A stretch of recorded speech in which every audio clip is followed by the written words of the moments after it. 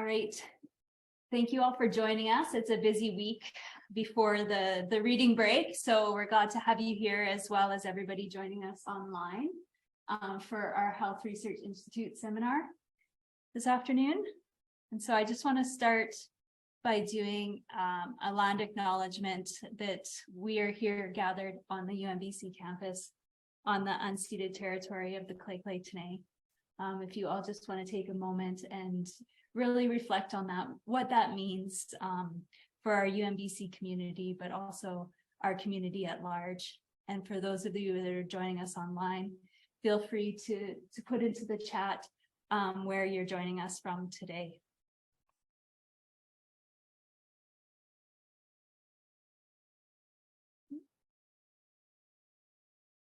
So most of you, sorry, I'm just, can I get her right now? Yep. And then we'll open it. Our tech challenges. So I'm Dr. Kendra Ferber. I'm part of the planning committee for the seminar series, along with Dr. Annie DeShane Cameron, who is our graduate student representative, and Leanna Garraway is the HRI manager, and Bree is our admin assistant who does all the lovely work in getting us organized for these seminars. So the seminar series is supported by numerous programs at UNBC, including health sciences, nursing, social work, psychology, as well as the Northern Medical Program, and of course, our financial sponsor, Sun Life. So thank you to everybody who makes this seminar series possible. And just a quick note for our upcoming events. Next week, well, we don't have reading week. We have, oh yes, after reading week, we have research week. And there are a couple of sessions that are being sponsored by the HRI, and that's Knowledge Translation Workshop. And this is hosted by Davina Banner and Marcella Bravo. So this is a great opportunity for faculty, also for students, to go kind of hone their knowledge translation skills. That's March 2nd. And then on March 3rd, there's the BC Network Environment for Indigenous Health Research, Lunch and Learn. So please try and take in those great events. And then we have our remaining seminar series on March 16th. Dr. Shiona Mitchell-Foster is here. And then on April 6th, we have a special presentation for, I believe it's the honor student presentations. Yes. Yeah. So I'm so glad to welcome our speakers for today. Dr. Theresa Healy is an assistant professor in the School of Planning and Sustainability. She is also an adjunct in gender studies, as well as VP in Public Health Association of British Columbia.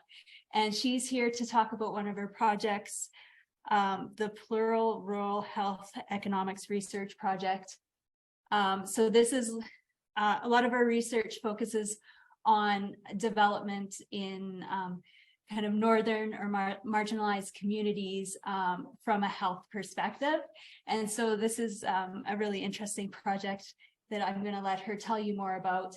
And we also have John Grogan, and he had to join us online today, but he is a partner in the project. He's a longtime resident of Robson Valley, so he brings kind of the patient or the community perspective. So please join me in welcoming them here today.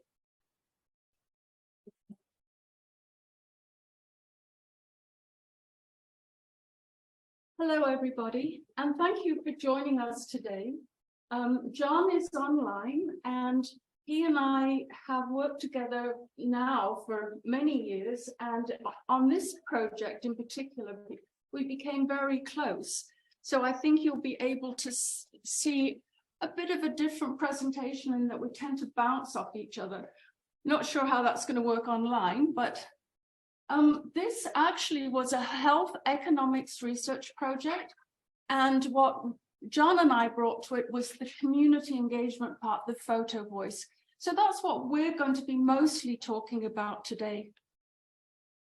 We also have acknowledgements and gratitude, very much a practice of stopping to breathe and recognize the beauty of the land that we stand on, and recognize the guardianship of the Cledley in their work over centuries guarding the territory. John, do you want to introduce your territory? Yes, thank you. I live in Valemount on the traditional unceded territories of the Simp and Drake-Latene people, as well with an influence historically of I want to recognize the Métis. Thank you, John. We also wanted to acknowledge this was a team effort. We had a team we called the plural team, and we actually were very, we became like family. We had been planning this research, we had received funding, and then COVID hit. So we actually found that working on this research, we began to meet weekly, because it really was that opportunity to connect when the rest of the world was isolating us. So Magda and Glory and Mark were our partners in crime, and we did get funding. So the BC Support Unit and the Michael Smith Research Foundation. And especially we want to recognize the participants who, those of us in the North know that Northerners are not going to tell you what you want to hear. They're going to tell you what you need to hear. And we really had some amazing people participate in the research.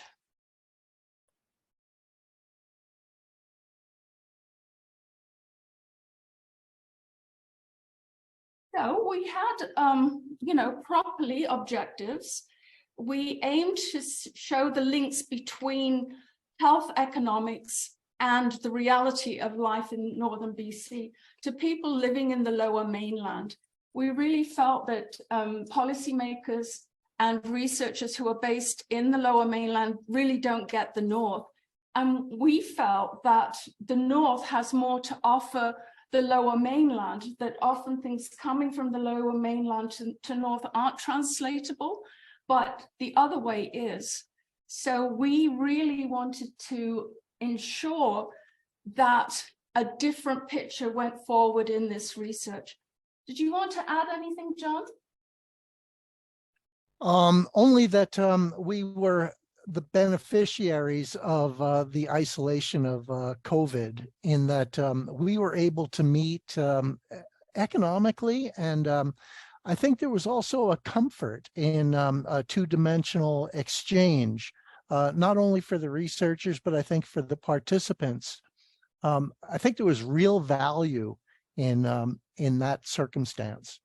Thank you. So we had two very simple research questions, and we had argued that this is what you need in qualitative research. For those of you doing your graduate programs, you need questions that allow people to set their own definitions of what health is or what community is. And these were the two questions that we asked. We also focused on positive, looking at what is working in the North. So these were the two questions. Did you want to add anything to that, John? I really like the positive aspect. Oftentimes what happens is we focus on the negative. And now, what was the term you use? Affirmative inquiry? Maybe that's not right. Appreciative inquiry. That's the one. Yeah, thank you. That's not to say that people didn't tell us the truth about the negative stuff as well. So this was the journey we had intended to follow with this research. Our first stage was to recruit participants. Then we were going to train them in Photovoice. And then your participants go away and take photos. And then you come back and you share your photographs and you share the captions, little stories that go with your photographs. And then you have an art show. You decide which are the best and which are going to make it into the art show. Well, we might have guessed this, but our participants wouldn't choose. So they are all included. And this is how we did the Photovoice exhibition, is that the artist, the photographer who trained us, he put the photographs sometimes on top and sometimes the story was on top. He wanted people to touch. This is a silk canvas, it's quite beautiful. And that's how we figured out how to include all of the photographs, because that's what the participants wanted, right, John? Correct. Maybe I should touch on it just a little bit. The value of storytellers. The photographs gave people something to focus on besides what they look like on camera, for instance. And so there was an honest exchange, and people built momentum of a collective story, if you will. And I think that that's what was the intention, but I think it was demonstrated as a positive. You know, the oral traditions, there's a variety of cultures that have oral traditions, and before electricity, we used to share stories more. This opportunity came up where people were willing and anxious. They not anxious in a bad way. They wanted to tell their stories, and I think it was honest and genuine, and it was a wonderful experience, I think, for all who took part. And the final version was not at all linear. We ended up having some workshops just for Indigenous women. We had a series of workshops at one of the local agencies that works with street women, and that come and train, go off and take pictures for a week and then come back wasn't working. We went every week.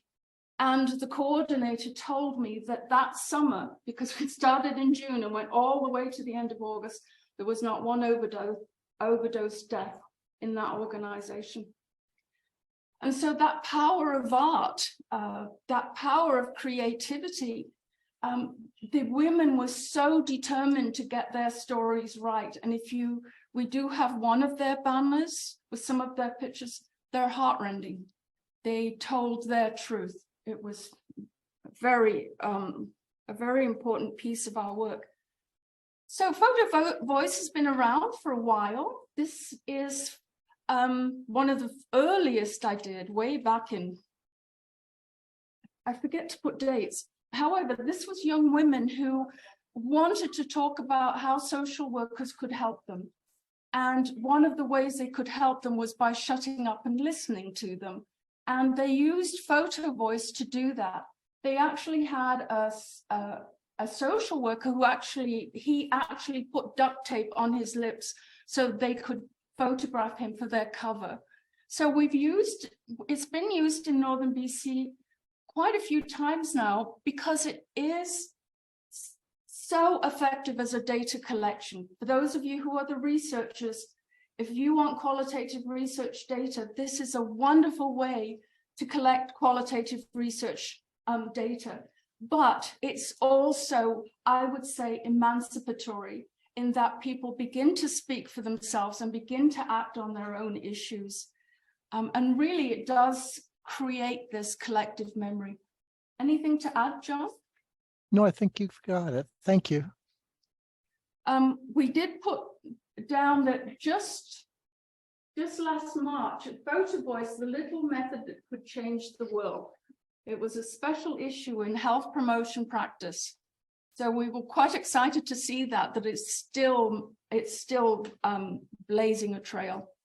So this is John. I had known John from previous life experiences, And when we decided that we wanted to have somebody from Northern BC who was a real community person, I talked about John and I sent him a message and asked him if he would participate, and the rest is history. So this is John's take from a community partner's perspective. Over to you, John. Yeah, thank you. Yeah, I got a message on, Facebook or something, and it said, hey, we're doing a research project, and we wondered if you'd like to play in our sandbox. And I thought, oh dear, they need they need a guinea pig. They need, but whatever capacity, I would be happy to do that. And I expressed that, and well, it turned out that they had much more in store for me.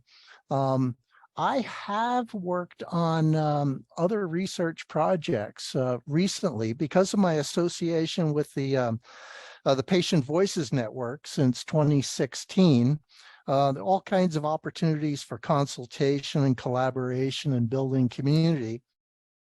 But in this case, I was to be considered on the team, the research team. And it was fantastic right from the get-go. We were a small group, and we hit it off. I felt like an equal on the team, and I think that that's a really important component of engaging community partners.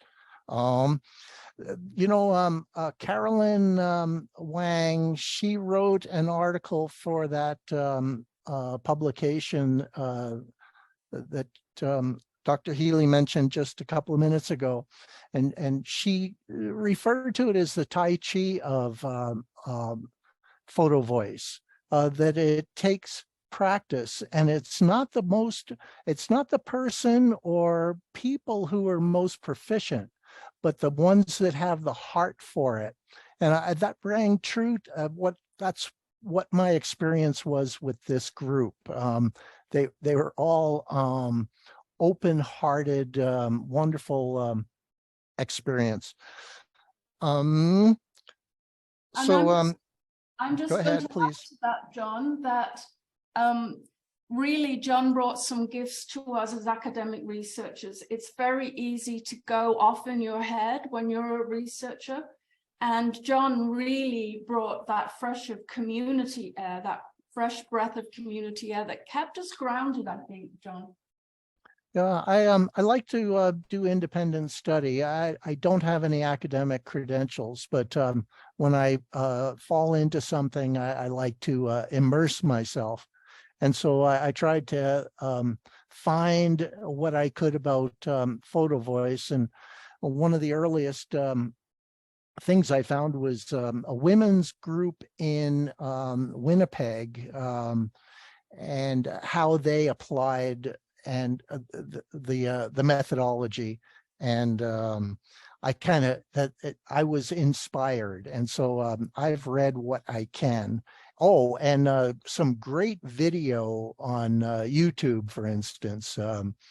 Anyway, more about that later. You need me to move on? Well, yeah, sure. People can read that. I don't have to state it all. But it was a self-assignment in that I didn't know what was expected of me. One thing I wanted to be sure of was not to express a bias, either with the Photovoice participants or the focus groups. And so in a focus group, for instance, we were exploring allocation of resources. Well, there was some fellow in Prince George who I kind of knew of, and he sends me a text message. Hey, John, what's it like in the Robson Valley today? And I had to ignore him because I didn't want to become a distraction at any level. And so that was a self-policing kind of a thing on my part, but I think I did well. I think so.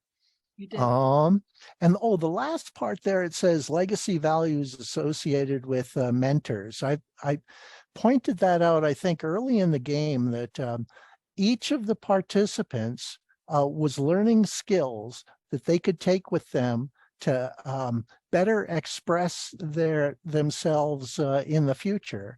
And maybe they could act as, well, not facilitators, but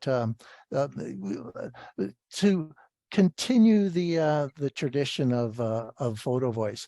There's a little bit of a value. I was thinking of it last night. It's kind of like, it's almost like junior photojournalists, where you get to write your own caption. Yep. Thank you. Oh dear. Well, what's on this slide? Yeah. There were a few things that I brought to the table, like when we were recruiting to engage with social media. So I had a little bit of time, and what I did was I researched with a map and Facebook.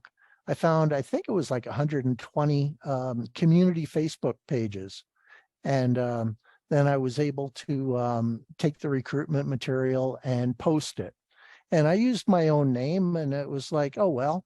And what happened is, I think it also created an opportunity for my name to be out there. It was not my intention, but I think I made my community a little bit wider as a result.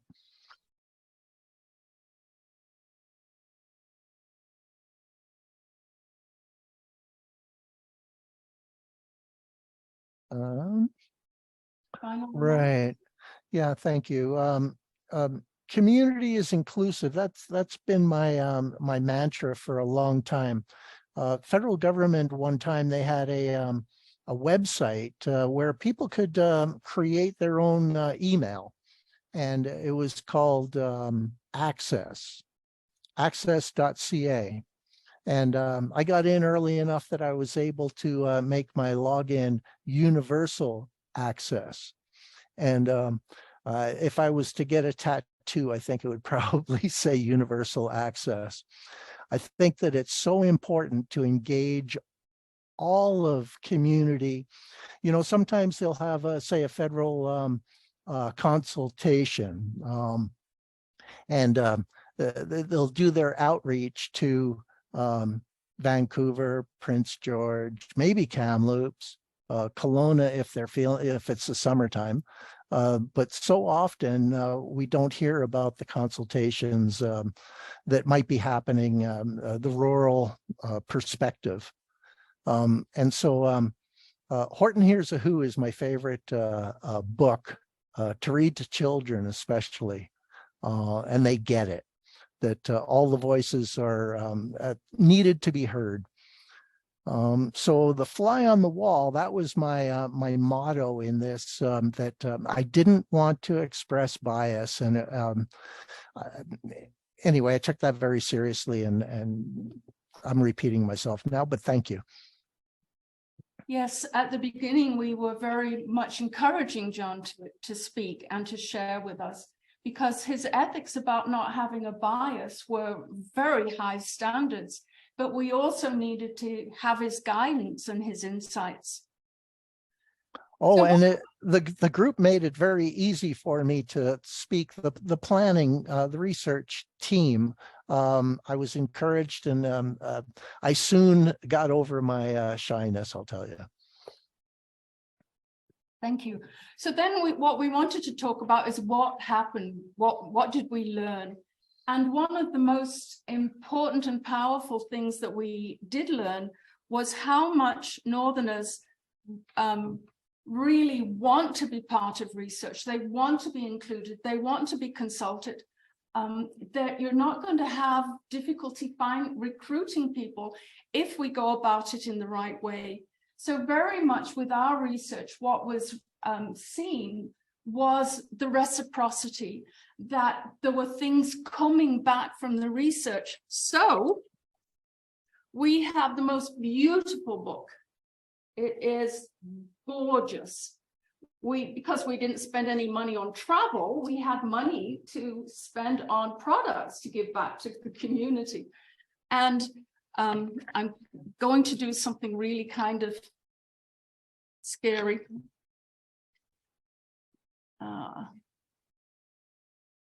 So we did want the book to have a wide distribution. We sent a copy to every library in BC got one, but we also have, bearing in mind poor students, this is freely accessible on the web. And we put a lot of thought into the fonts and the colors and the words. This wasn't my particular strength, but I think we got a beautiful book out of it. And the book does cover all of the research project, but we do focus so much on the Photovoice because we learned so much with heart. So I have a couple words to say on this. okay. With a couple of other research projects I was working with, the term knowledge translation came up, and I had to go look it up because I was unfamiliar with it. And I like to call it knowledge transfer. But in one case, a team did not make the cut for making presentations, but we were involved in the poster opportunity. And so I observed the poster opportunity, not only my project, but some other projects. And I found it really kind of distracting that somebody was speaking to me while I was looking at a great big poster, probably the size of a sheet of plywood. And it didn't translate for me to Zoom, for instance. The font's too small. And maybe I don't have the literacy skills that some have, but if somebody's speaking to me and my brain is divided a little bit. So I suggested to the team, about knowledge translation, what if we published a book? And they went, a book, yeah, we'll publish a book. And that for me was just the most wonderful thing that could have happened. I am so appreciative. Thank you, John. As you can tell from the book, it is not a mainstream Photovoice at all. The participants took it over and made it what they wanted. So there's poems in it, there's original watercolor in it. It really became an expression of Northerners, just for me, in terms of how much they overtook it. One more thing I have to say is we went and we wrote our chapters and we came back and we shared them, and I said, if this is for the people, this writing is too academic. It's so go back and rewrite it for grade 10. And we did that, and I felt so useful in making that request. Mm-hmm. Absolutely. I think many of the gifts we got really contributed to the beauty of this. We did get health economic research, we did focus groups, we did interviews, and we did this. And to hear this, when we took the art exhibition out on the road, we never see ourselves the way we are here. I wish more Northerners could see these and see themselves in a positive light. So that was somebody who walked in, and that was their reaction. We also had Attilio. Attilio is an artist, a photographer, and very political. He's used his photography to do Photovoice projects. One was a swimming pool in Manchester, England, that was going to be closed down, and all the members of the community got in the pool, like emptied of water. So he came up to Northern BC before the COVID had got really a hold on us yet. And he thought that Northern BC was so beautiful, but outside of Northern BC, people didn't see that. So we do have some of his pictures up, And I'm going to show this little movie with the magic of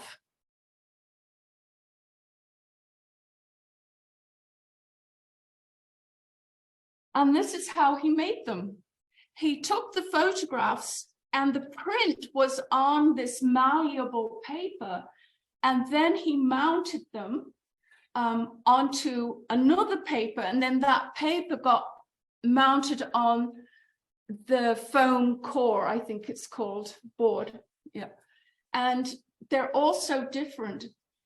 And for me, this was a really unexpected message we had, because as you could see in the art gallery, the banners with the Northerners' pictures and stories were in the middle, hanging from the ceiling, and his pictures were around on the walls on the outside. So it was a very meaningful contribution that Attilio made, not just in supporting the participants. I think it was a bit hard for him at the beginning to let go of, you get to pick one out of your 5, and people had come back with 12. So he did have to find a way to let go and let the Northerners actually do it.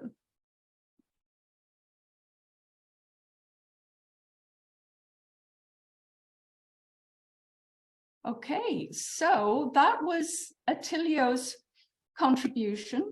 And what have I done wrong that I've lost my, oh, there it is, sorry. So we wanted to tell you the themes. As you know, those of you in graduate studies and undergraduate work, that you have to take your qualitative data and find the themes in it. And all of the participants contributed to this. It was one of the things I really liked, that there was this participant involvement in the analysis. Like John said, there was a momentum. So the first ones actually came out of our Indigenous participants, but woven in was also non-Indigenous participants. So I'm going to try and do something special with this one, because if you, can you see the moose? People who were not from the north never saw the moose. It was really, she talks about how you learn to do this without thinking about it. The driving in the north, you have to be aware of these, subtle, nuanced ways that we face risk and danger out on the road. So not only is it awful weather, you've got to be able to see that moose. You've got to do more than stay between the lines, between the, what somebody called it, the mayo and the mustard, the white and yellow lines. And you're always scanning ditches to be sure that there aren't wildlife gonna come and take you out. And you know what time of day and what time of the year you can see them. So these were the themes that came out of the Photovoice. So what we learned is that Northerners actually, we said we did appreciative, and it, you don't focus on the negative, but there was some resentment that Northern BC is seen as deficit. If you're in Northern BC, it's because you're not good enough to be somewhere else.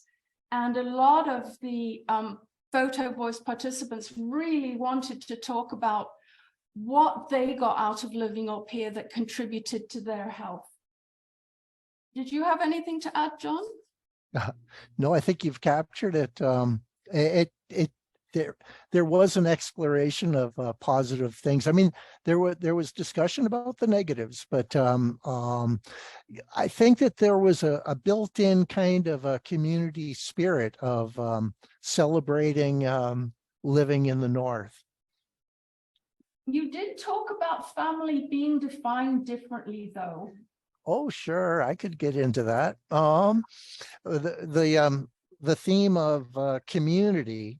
Right from the early get-go, I was hearing people expressing community sort of from a communal kind of perspective, that sometimes communities of convenience, family being the building block of community, where there very little hesitation about calling a neighbor and saying, hey, we're going to raise a barn, that kind of mentality. Or people didn't even wait to be invited. They would come and volunteer their goodwill and a little bit of muscle. The concept of a potluck. I wonder if there's a connection to potlatch. I really do, and I'm just talking off the top of my head now, but there's a celebration of giving, I think, in the North, that something's rubbed off on us. Yeah, I better leave it at that. There's a train coming. He did add that sometimes it meant you knew too much about somebody. True. In a small community who the bad guys are, and you don't associate with them. It's kind of a safety thing, I think, in the North. Yeah. We also learned about the barriers to healthcare, and I must say that our participants were very vocal about the answers to these barriers, and that if policymakers and people who are making decisions about funding in the Lower Mainland understood the strengths of Northern BC and actually funded those rather than funding per capita, that we would be a healthier people, because we do have these strengths in our northern living. Anything to add, John? I wonder if we could explore a little bit. They say that the life expectancy in the North is less than in the big city. Did you have any wisdom on that? Well, I know, as you can tell, I don't do numbers. I had 2022 as 2002. But it seems to me that there are elements when we start unpacking those statistics. So, for example, the death of men. Men are dying at younger ages because they're in more dangerous occupations, and they're in occupations where they're not getting the right nutrition, the right exercise, and the right supports. And so they're dying far sooner. And to understand what that means to a community, when you lose a grandfather, a father, a husband, an uncle, that's, in our smaller communities, that's a significant loss. I could touch on that if we have time. In my community, there is no hospice.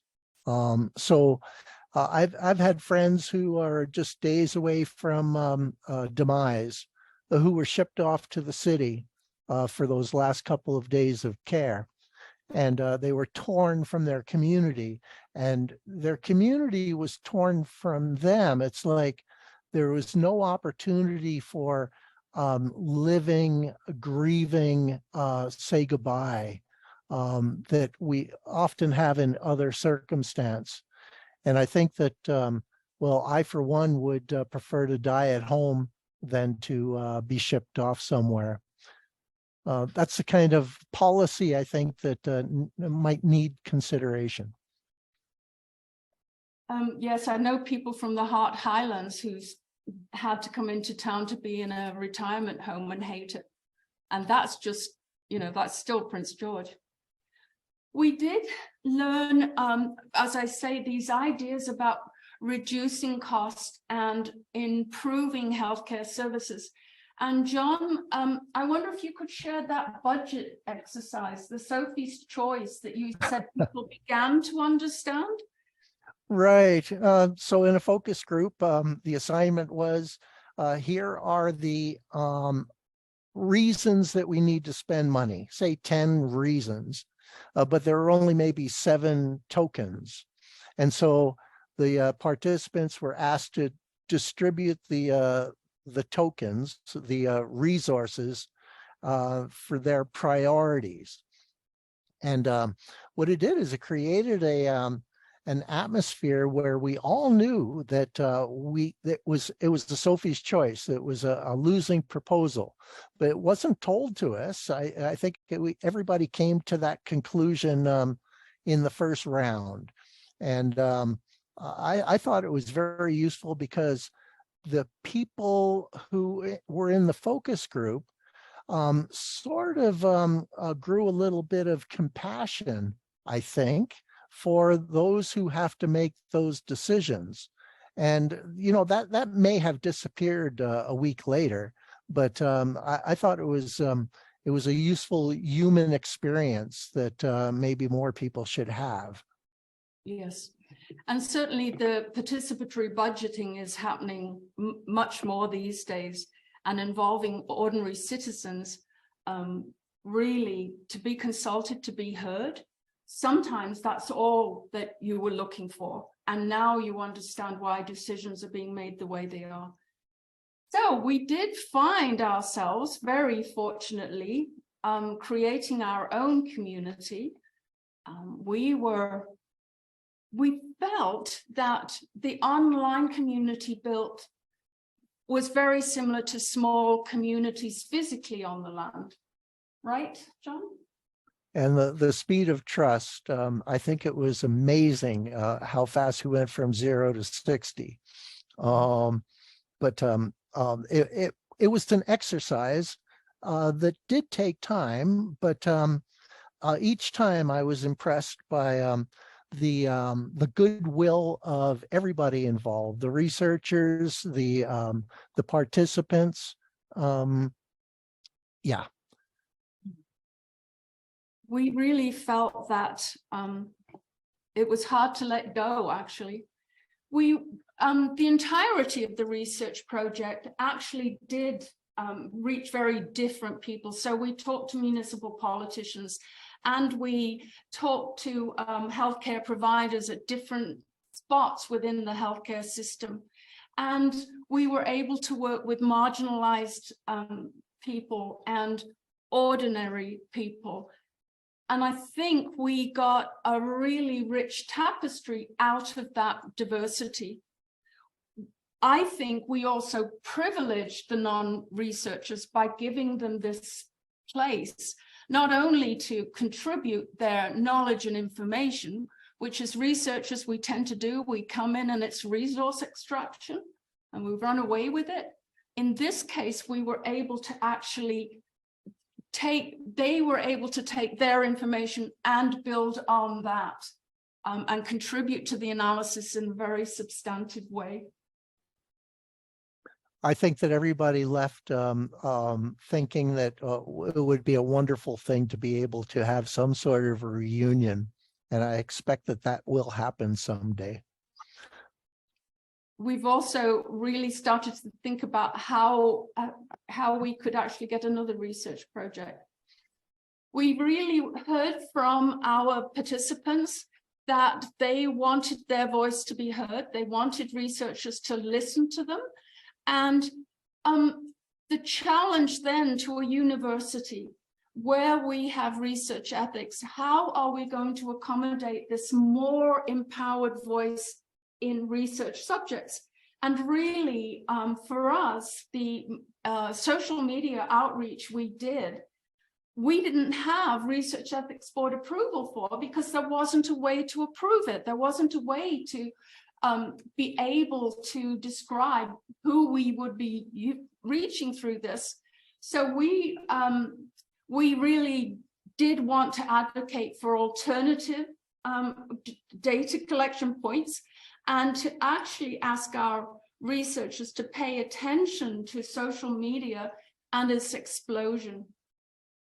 Yeah, I get the idea of ethics boards and the importance in research, but it would there were some things that came up that were unanticipated that I think some were able to be remedied by making an application, even in the middle of the event. And I could be mistaken on that, but there were other things that were just not achievable because the ethics stipulation did not provide for it. So what we would recommend is that if you are going to be going into a community to research, reach out first and get to know people and get to know what works in that community. We were so fortunate when we went out to the Robson Valley because we had John as a link. People would talk to us, would come to the show because they knew John and they trusted John. So having the fly on the wall is really speaking to the importance of having community members engaged in the research that you're doing. We found that actually we connected more and there was more communication through COVID, but we also came out of this knowing that we wanted to do more than the conference paper and the journal article. We do that. You need to get those on CVs. If you want to get promotion and tenure, you want to get hired, you've got to have some of those articles on your CV when you go looking. But we wanted to say that we want other ways of communicating to be considered equal. So instead of, peer-reviewed articles, community-reviewed articles. So we wanted to see some of the power dissipated and to privilege creativity. So the creativity, the thing about COVID, it could have destroyed the research project. People might have said, "Oh well, give the money back. We can't do the research." But to be able to adopt or to adapt for Zoom, it created, there was a societal isolation that was taking place, and we were able to create a connectiveness during that isolation. And I think that there may have been a better product because of it, because I know I would not have been able to go to Prince George every week or every, it just, it's an impossible thing. There's there's things that are expected, shoveling the driveway and all those things that get in the way of research. And we also think that small communities will welcome you.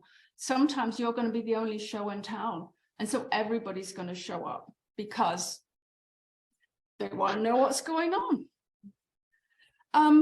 We wanted to share one more example. This is one of the things we didn't do because we didn't have the Research Ethics Board approval for. So this is actually John's personal art gallery that is his memento of the project, his personal perspective, his personal journey, if you will, and hopefully it's going to work, John. My interest in knowledge translation extends to using new technologies. And so, for instance, I was looking at TikTok to see how it could be used, not only to gather data, but maybe to put the question and see what kind of response might be generated. Also that people could create their own questions. Oh, it looks like it is going to load. So I thought, gee, what about so there was Senator Kim Pate on TikTok, and everybody's talking about kids making pouty faces and dancing, preteens kind of, and that media tells us, corporate media tells us that it's useless. But Senator Kim Pate, she would get on and she would discuss very briefly an issue that was near to her heart, and then say, I'm Senator Kim Pate. What do you think? And I thought, gee, that is the best kind of outreach, to be able to ask people what they think. So then I went on a little bit further and I thought, what about virtual reality, immersive reality? Now I'm 71 years old. I do like to play with the computer sometimes, but I found this spot, artsteps.com, and it looks like it's not going to load. I don't know. But basically what it is like, well, I want to engage youth culture. And so youth, what are they playing? Minecraft and oh, those first person shooter games. Well, I'm a nonviolent person. And so I thought, how could I co-opt the first person shooter game? And well, this becomes an art gallery. And I was able to put information that I thought might be useful for sharing, like YouTube videos.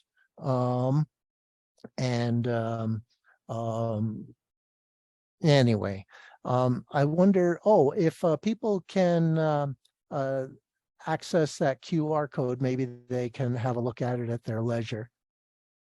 This is our us being like really modern. You can point your cell phone at that, take a picture, and it will take you. We tested it this way, and it will take you to the art gallery. It literally is a very modernistic looking art gallery that is on an island, and you can open a door and you can step in and you can wander around the art gallery. And so John put this together for the team, who wanted to argue very much that we should do this. And everybody was really impressed. So one of the other things we want researchers to think about is looking for the unique. What's out there that's going to support the work you're doing? So we are done. This is our last slide. We do have there the websites where you can go and read more about the Plural Research Project, and you can actually link to the book itself as well. And I think this QR code takes us to the book, fingers crossed. So I think that's it for us. John, do you have a last word? If that QR code takes us to the website, there's a little plus sign in the upper right-hand corner. If you click on it, you'll get the full menu and easy access to the book. So examples of us tackling modern media stuff. So thank you all very much. That's our presentation for today. Thank you for having me. Thank you guys both so much for joining us here today and telling your story and others' story as well. So do you want to stay up in case there's some? Oh, yes. Yeah, I just want to run away at this point. You can't. We're not going to let you go yet. So I guess both qualitative research and art is very much out of my wheelhouse, but I'm quite intrigued by this. You have, your lovely book and some of the fantastic kind of virtual social media that you're doing. You also are sharing these wonderful pieces of art with us. Is the exhibition going to live on in some way in the physical world as well? Well, we didn't think it would, but we're getting invitations. People are saying this has to be seen. Of course, we ran out of money. Otherwise, we would have been on the road. It was so much fun going out to communities and setting up and trying to figure out how to hang these really long things in, a social agency. So we are getting asked to do more. Our thought was we would have at least one last exhibition and auction off the prints and have the money go to New Hope. Because the reason the book is free, the reason is because we were funded. So we were able to make these gifts. And as John pointed out, there's a lot of people in Northern BC whose bandwidth just isn't good enough to get on the web and read the book. So having the print copies was really important to us as well, to recognize that digital literacy, I think they call it. Yeah. So what do you think, John? Well, I've been able to share the hard copy. I got 10 copies to share with whom I wished. And it's really been a wonderful opportunity. I went to a health conference in Vancouver last week and was able to hand deliver 4 to people who I thought should have them. And later in the day, I got tapped on the shoulder by one of these high power people who said, everybody at my table loves the book. And that gave me some pride. And I have to say that at one of the exhibits, the local mayor came in and helped himself to more than one. We were going to give the mayor one. And it turned out he was going to some big meeting. Right, John? And he actually was able to push it across the table to the Minister of Health. That's right. Yeah. We were both really offended when we saw him walking out with more than one, but he had good intentions for it. Yeah, I challenged him and he said, oh no, well, the other one's going to the health minister. He's going to the BC Union of Municipalities meeting that following week. Well, after a day on my computer, I like a physical copy, so I might be checking out my local library soon. Is there any other questions or comments from the audience here or online? We have just a comment that this is very powerful. I agree. If you were able to put this into a gallery like the Robert Frederick Gallery here, the components of it would be the Ignacio prints and the banners. Would there be any other aspects to it that you would like included? There's just the banners and the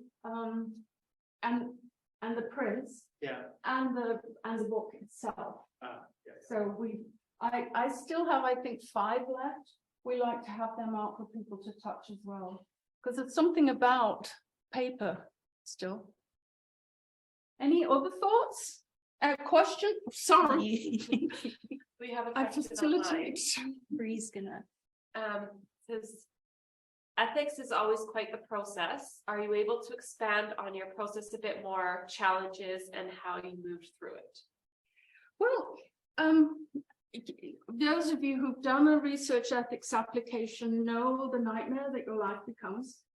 And it has to be. You want research ethics board to trip you up, not you get tripped out in the community doing something egregious. And we have done many egregious things as researchers. I think at one point I was worried that research ethics board wasn't going to be good enough because they didn't understand Photovoice and art exhibitions and the creation of a book for community, because that isn't what we do usually. So how does research ethics understand what could be an ethical concern with that? Sorry, I tend to wander about when I doing things like this. So that was my big concern, was that do they really understand what we're asking for? And I found that our research ethics board really was willing, and John missed a lot of this, was really willing to come back with our, I mean, we were raising concerns and they were actually paying attention to us. So that felt good. I don't know that you always get that with the research ethics board. We have a comment. It's a very beautiful process and story. So thank you. And then a question, could you talk a little bit more about the Photovoice training and what participants liked and did not like about the learnings? Well, the training was a workshop, and we introduced Photovoice, and you get to play with your camera and actually feel what it's like to do Photovoice. I don't know, John. Do you have any ideas about what people liked and didn't like? Well, I think they liked that Attilio took us through basic photography technique, composition and lighting, and that a picture is worth 1,000 words and more, and that to capture the essence of what it is you're trying to say in one snap. It's easy to do in video because you have so much more time and angles but yeah, and lighting and depth of field and all those kinds of things were introduced. But then the values of the photography as a means for conversation and data collection, I think it was well understood, and I think people appreciated the challenge that they were being asked to come to. When you get a chance to look in the book, you'll actually see what people wrote about their pictures, and some of them, it's really moving. One year, I did show it momentarily, the shadow of a fence on the snow, and she had become disabled and not able to enjoy the winter the way she was used to. And this picture spoke to her of that transition in her life. So for me, what was amazing is that people were able to do Photovoice in a way that wasn't just posted, looking at a row of doctor's offices with the doors shut. It was really quite meaningful. The one thing they didn't like is that it stopped. They really wanted to do another one. When are we doing another one? They wanted to keep going. And I think for some of the participants, there was a real sense of loss, because these are people there was a health officer at the hospital years ago who talked about Northern B.C. as a string of pearls. And the pearls are all these communities. And the Photovoice became the thread that was holding the pearls together. And yeah, they didn't want to let go. That was the part they didn't like. There was one participant who was actually a really good photographer, and I expected him to be a bit grumpy, and he wasn't. He really came to respect Attilio. I think he came in not prepared to do that because he's from the Lower Mainland. Why didn't we get a local photographer? So we do have a couple more questions online. Okay. We've got one in the room. Do we? Here in the room. Sorry, Yeah. no, go ahead. Two thoughts. So one, I've been working in telehealth as part of regional, and I'm curious if maybe we can get a copy for our office in Prince George. I think this would be useful for some of our providers and staff who perhaps don't have the experience of having worked in a lot of the northern communities, helping situate the client experience. Just helping situate, because when we're making those calls and offering that support from that nursing or from that physician or from that NP perspective, we're making those decisions at 10 at night in the snow, say, oh my gosh, there's nobody tonight for you in Valemont. Yeah. Are you sick enough? Can we get you to Dawson Creek, or are we gonna get you to Fort St. John? And we're trying to do this. I can't see you over the phone tonight. What do we have a moose on that road? And we gotta collaborate over the phone, and that's part of that decision. And some of our staff don't quite have an understanding of what that Pine Pass is like, or what the Robson Valley is like. Yeah, so you've lived it. One of the things I do think is that the Photovoice workshop itself was healing, and at New Hope, I went and did the workshop and came back the following week expecting, okay, now we're going to do, you've taken your pictures. I went back every week, and the co-PI actually freed up funds. So we had this enormous lunch every Wednesday, and actually went out and took photographs together. The lack of safety they felt to go out by themselves.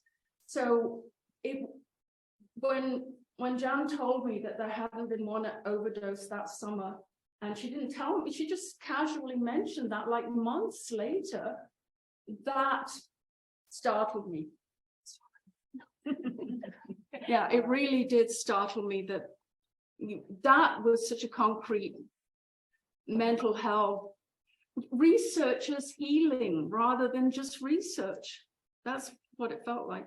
The other question I have is, and I get it's not the purpose of the research, it's not the outcome, but when I'm making presentations, whether it's in a workplace environment or as a student, when I get access to stock photos, I'm often going to Unsplash or other stock photos. I'm wondering if there's perhaps a secondary outcome later on at asking some of your participants in another capacity to look at perhaps create a common licensing through something like Unsplash with attribution, so that people like me can get access to these, to have a greater voice for using Northern photos in a Northern presentation for student access and for workplace access, because a lot of what I have is more corporate looking presentations.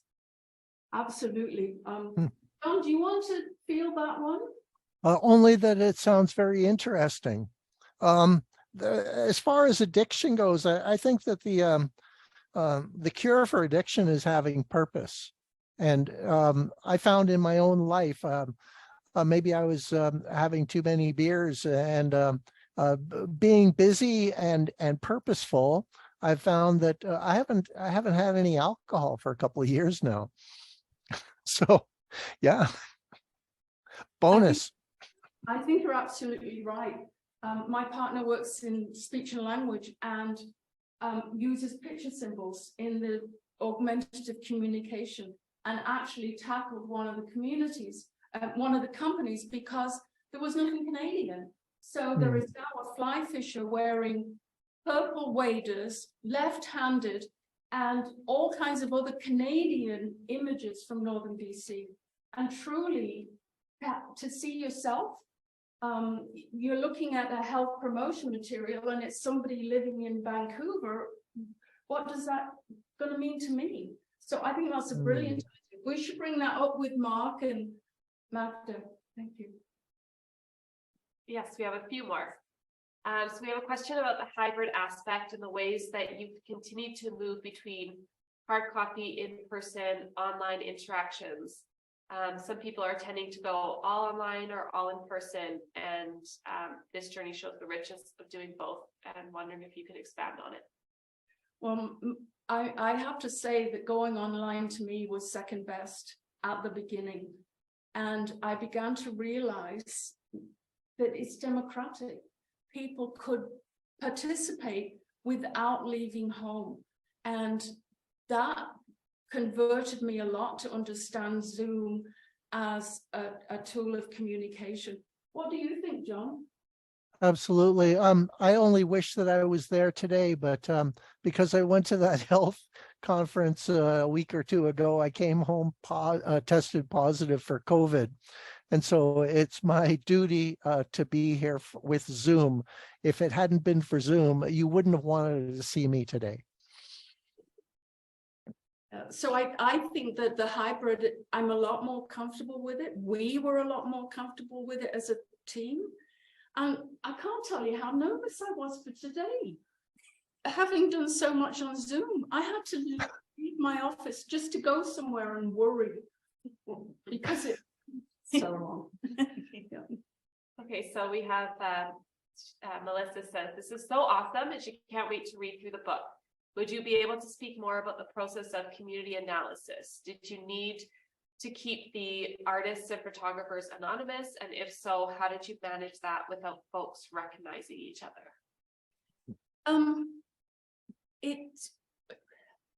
Lovely question. The start was that we were prepared to do it anonymously or with pseudonyms, and people themselves didn't want that.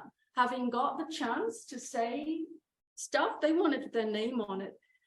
But we did recognize some issues. So, for example, the Indigenous women who participated had their own workshop and presented their photographs just to each other and me. and talked about things they'd never talked about. That's what, because we were cognizant of maybe having a more caucus space.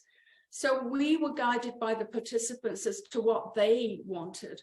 John?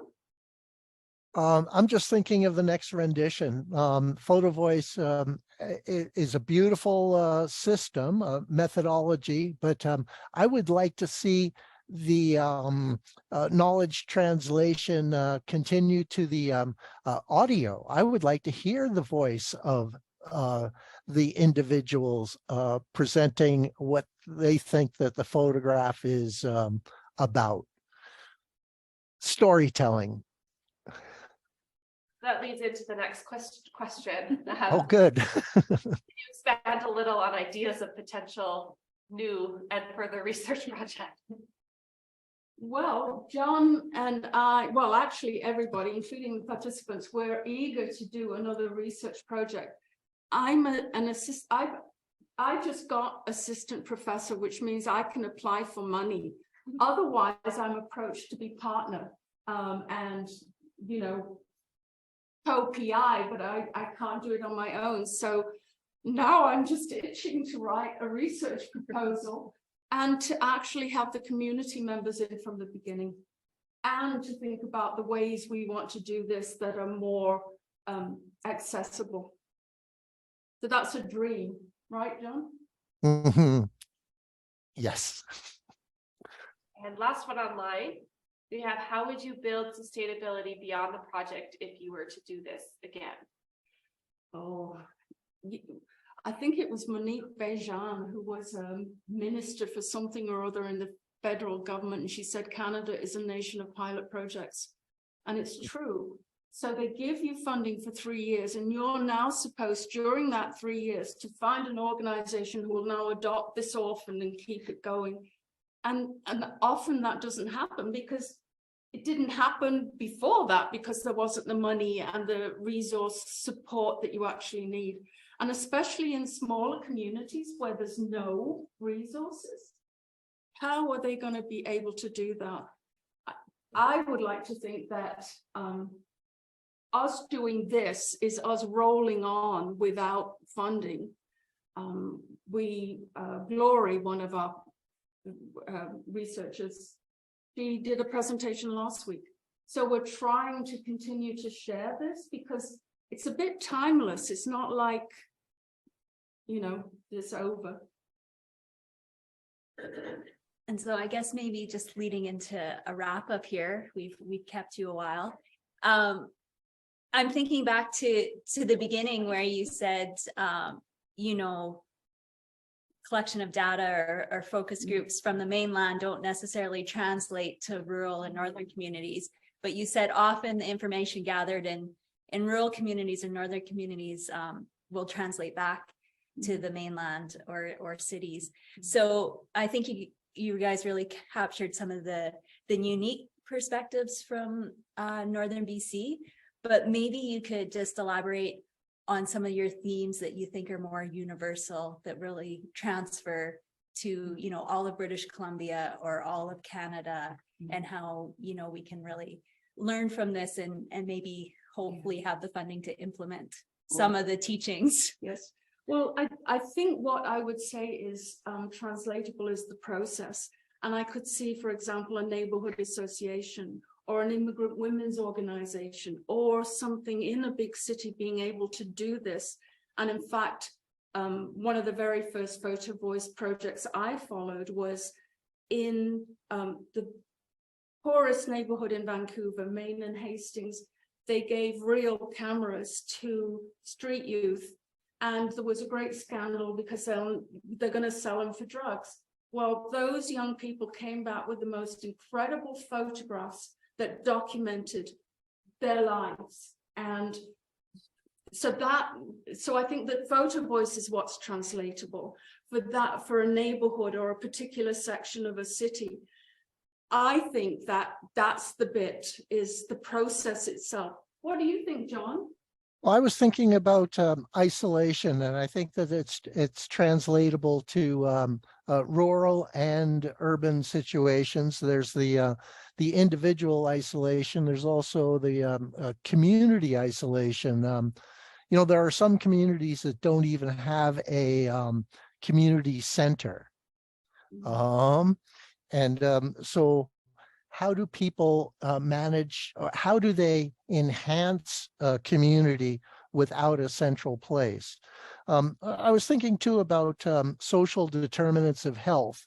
And I think that those things translate, they're going to be different, but I think that they need to be addressed systematically, if that makes sense.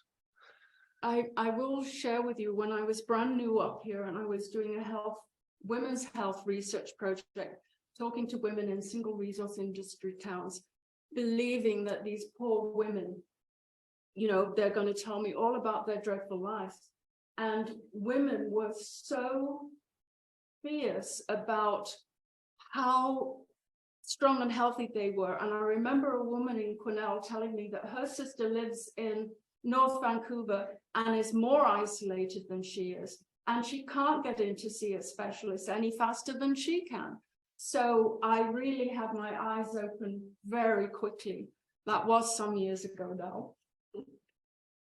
So I want to point out that people who live in the city who are traveling to another city, say Vancouver to Edmonton, are rural for a period of time and don't really know it. And so that the conditions of the health system, when there is no emergency room in Clearwater, has an effect on us all, if we know it or not. And that in my situation in Valemount, there was a closure. There was no coverage for a couple of days. Sometimes the coverage is in McBride, an hour away. Well, if I have a stroke, what happens to me? I cannot get real treatment. You know, they say time is of the essence. I think I have to go to Prince George to get an MRI or a CAT scan or something before they can determine which treatment is available. That causes me a little concern, but I wonder if people who are traveling from urban center to urban center have any anticipation or understanding of that. Northern Health, I worked with the Chief Medical Health Officer, and we were going to host the Medical Health Officers Council in Fort St. John. Well, we lied to them and said there was no flight into Fort St. John. They'd have to come to Prince George. And then we drove them in a bus, and we had things like the mayor of McBride stopped the bus and came on and talked, and the RCMP brought in, said we were overloaded and they'd let us off if we took these two miscreants to Fort St. John. It turns out they were from Tumbler Ridge.